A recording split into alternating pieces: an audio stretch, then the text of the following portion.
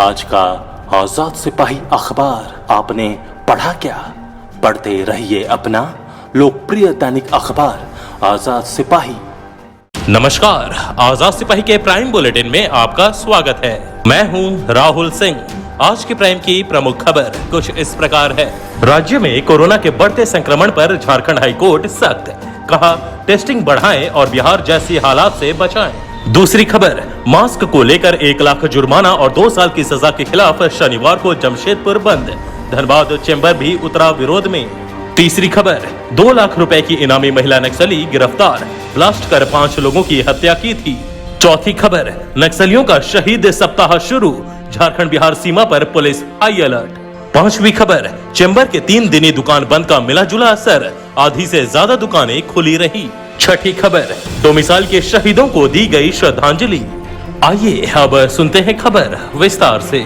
झारखंड में कोरोना संक्रमण तेजी से फैल रहा है, लगातार नए केस सामने आ रहे हैं, वहीं मौत के आंकड़े में भी इजाफा हुआ है। झारखंड हाईकोर्ट के chief justice doctor Ravi Ranjan राज्य में कोरोना के लगातार बढ़ते संक्रमण पर गंभीर हैं।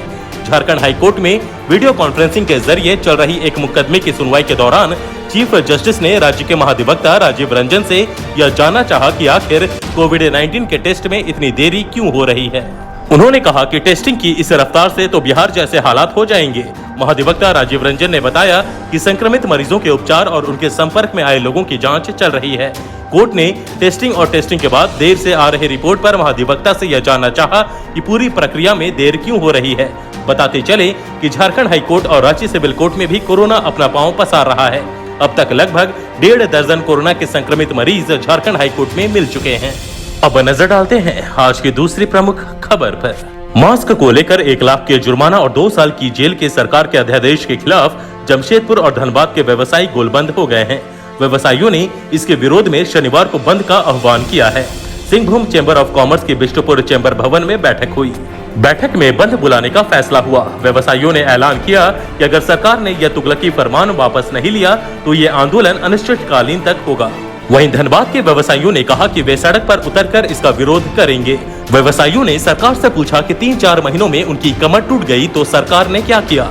आर्थिक मदद और कोरोना को लेकर स्वास्थ्य सुविधाएं बढ़ाने के बजाय मास्क के जुर्माने की आड़ में व्यवसायियों को प्रताड़ित किया जा रहा है। आखिर कौन 1 लाख दे पाएगा? उल्टे पुलिस इसकी आड़ में अवैध वसूली करेगी। वहीं झारखंड चेंबर ऑफ कॉमर्स की ओर से सप्ताह में 3 दिनों के लॉकडाउन का समर्थन करते हुए जमशेदपुर के लिए चेंबर ने शाम 6 बजे के बाद स्वतः लॉकडाउन तय किया। अब रोजाना शाम 6 बजे दुकानें व्यवसायी बंद कर देंगे। अब नजर डालते हैं आज की तीसरी प्रमुख खबर पर।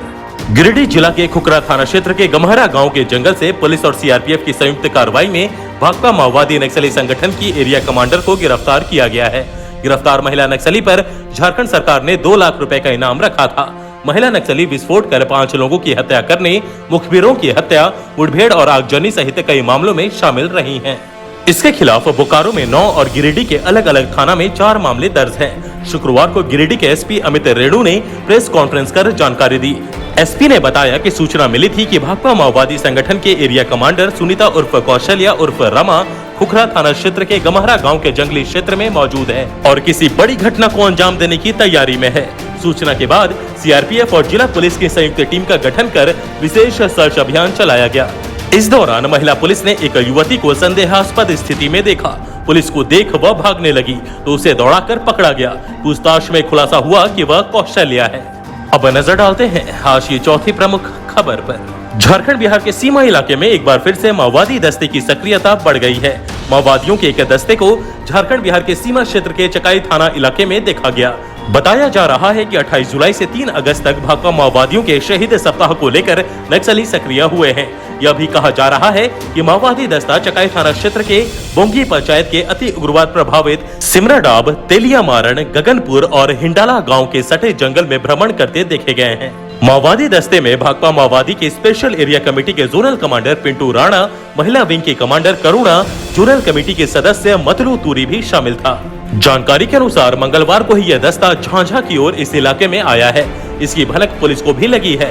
इधर माओवादियों के शहीद सप्ताह को लेकर गिरिडीह और जमुई की पुलिस और सीआरपीएफ के जवान सक्रिय हो गए हैं। अब नजर डालते हैं आज की 5वीं प्रमुख खबर पर।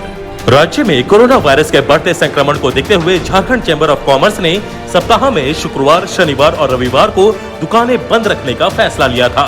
साथ ही व्यापारियों से भी अपील की गई थी कि वे दुकानें बंद रखें, लेकिन अपील के बावजूद शुक्रवार को राजधानी रांची सहित आसपास के इलाके में आधी से ज्यादा दुकानें खुली रही। राजधानी के एमजी रोड, अपर बाजार, Ratu road, Bariatu road, Harmu road सहित अन्य क्षेत्रों में अधिकतर दुकानें खुली रही। एमजी रोड में 60% दुकानें आम दिनों की तरह ही खुली। जो दुकानें बंद थी, दोपहर तक उनके भी शटर खुल गए। डेली मार्केट की दुकानें आम दिनों की तरह खुली रही और लोग भी पहुंचे। हालांकि शहर में आम दिनों के मुकाबले वाहनों की संख्या कम देखी गई। ऑटो और ई रिक्शा का भी परिचालन कम हुआ, क्योंकि ऑटो चालक संघ ने भी बंद को समर्थन दिया है। इधर बाजार समिति में भी इक्का दुक्का दुकानें दोपहर तक खुली थी। कुछ दुकानदारों ने बताया कि उन्होंने बंद का समर्थन किया है, इसलिए दुकान नहीं खोलेंगे। अब नजर डालते हैं आज की छठी प्रमुख खबर पर। झारखंड में डोमिसाइल आंदोलन को हुए 18 साल हो गए हैं। शुक्रवार को इस मौके पर दोनों गुटों ने अलग अलग कार्यक्रम का आयोजन कर श्रद्धा सुमन अर्पित किया। साल 2002 में 24 जुलाई को हुए डोमिसाइल आंदोलन में शहीद हुए संतोष कुंकल, विनय तिग्गा और कैलाश कुजूर को मांडर विधायक बंधु तिर्की ने भावभीनी श्रद्धांजलि दी। मैकॉन के शामली कॉलोनी स्थित शहादत स्थल पर उन्हें स्मरण करते हुए बंधु तिर्की ने कहा कि स्थानीय लोगों को उनका हक अधिकार दिलाने के लिए हुए आंदोलन में उनकी शहादत व्यर्थ नहीं जाएगी। ऐसा वातावरण तैयार किया जाएगा जिसमें स्थानीय लोगों के साथ अन्याय न हो। वहीं दूसरी तरफ छात्र युवा संघर्ष समिति की ओर से डोमिसाइल के शहीदों को श्रद्धांजलि अर्पित की गई। दीपक, बबलू और आर के सिंह की तस्वीर पर समिति के सदस्यों ने पुष्प अर्पित की। साथ ही शहीद स्मारक पर माला अर्पण किया। समिति के केंद्रीय अध्यक्ष भाजपा नेता ललित नारायण ओझा ने कहा कि पूर्व मुख्यमंत्री रघुवर दास की सरकार ने स्थानीय नीति को राज्य में लागू कर डोमिसाइल के शहीदों को सच्ची श्रद्धांजलि दी थी। अब नजर डालते हैं आज के कुछ चर्चित खबरों पर। झारखंड सरकार ने राज्य में स्कूल और कॉलेज खोलने के लिए अभिभावकों से मंतव्य मांगा है। इसे लेकर सरकार ने अभिभावकों से ऑनलाइन सुझाव मांगा है। जेईपीसी के वेबसाइट पर ऑनलाइन सुझाव दिए जा सकते हैं। सरकार ने 30 जुलाई तक ऑनलाइन सुझाव मांगा है। दूसरी खबर, पलामू के नपुड़ थाना की पुलिस ने गुप्त सूचना पर कार्रवाई करते हुए ब्राउन शुगर के तस्कर को गिरफ्तार किया है। गिरफ्तार आरोपी के पास से 50 ग्राम ब्राउन शुगर और नकद रुपया सहित 5 मोबाइल बरामद किया गया है। इस संबंध में पुलिस ने मामला दर्ज कर आरोपी तस्कर को जेल भेज दिया है। साथ ही आगे की कार्रवाई में जुट गई है। तीसरी खबर, झारखंड में अब दिल्ली की तर्ज पर प्लाज्मा थेरेपी से कोरोना का इलाज होगा। स्वास्थ्य मंत्री बन्ना गुप्ता ने बताया कि रिम्स में प्लाज्मा थेरेपी सेंटर का उद्घाटन मुख्यमंत्री हेमंत सोरेन करेंगे। उन्होंने कहा कि प्लाज्मा थेरेपी से कोरोना का इलाज शुरू होने से गंभीर रूप से संक्रमित लोगों का भी बेहतर इलाज हो सकेगा। आज के आजाद सिपाही के प्राइम बुलेटिन में बस इतना ही। देश विदेश की तमाम बड़ी खबरों के लिए आप पढ़ते रहिए अपना लोकप्रिय दैनिक अखबार आजाद सिपाही। और हाँ, आप हमारे इस YouTube चैनल को जरूर सब्सक्राइब करें। धन्यवाद।